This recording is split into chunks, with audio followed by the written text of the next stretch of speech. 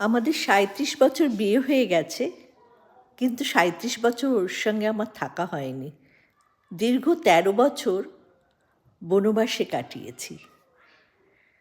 সেই সময় ওকে না পাওয়ার দুঃখটা আজও মনের কোণে রয়ে গেছে।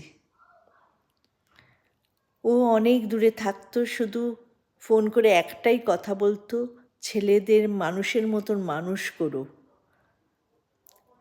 কতখানি করতে পেরেছি জানি না, তবে তার ব্যক্তিত্ব, তার রাশভারী আজ আমার কাছে অনেক সহজ সরল হয়ে গেছে। সে আজকে আমার খুব কাছে এসে দাঁড়িয়েছে, আমার বাবা মার মতন, আমার বন্ধুর মতন, আর সে তো আমার পতিদেবতা। তার তুলনা কারোর সঙ্গে হয় না।